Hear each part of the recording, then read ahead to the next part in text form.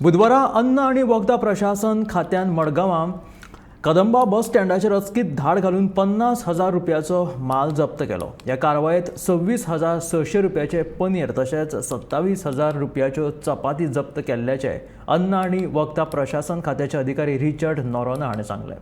फाटल्या सप्तकांत अश्यो 2 कारवायो म्हापशा बस स्टँडाचेर केल्ल्यो तेन्ना अशा तरेच्यो कारवायो चालूच उरतले अशें नोरोना हाणें सांगलें.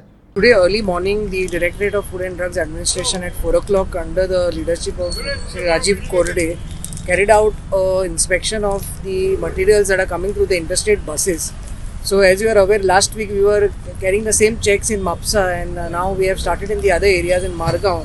So what we found today is chapatis which are coming from the other states, and there are a lot of discrepancies in this.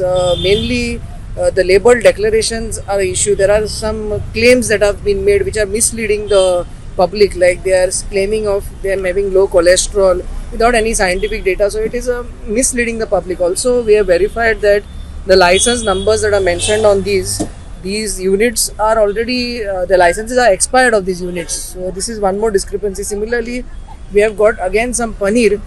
Same thing that we had seen in Mapsa. Now the companies have started putting labels after our checks. However, still there are a few discrepancies in terms of multiple license numbers are being mentioned. So we are trying to get that corrected.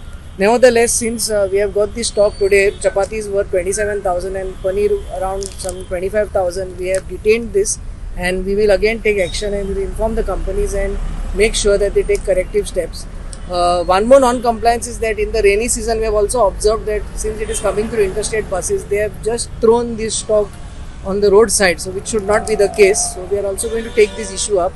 While they are transporting, they have to follow the stipulated storage conditions.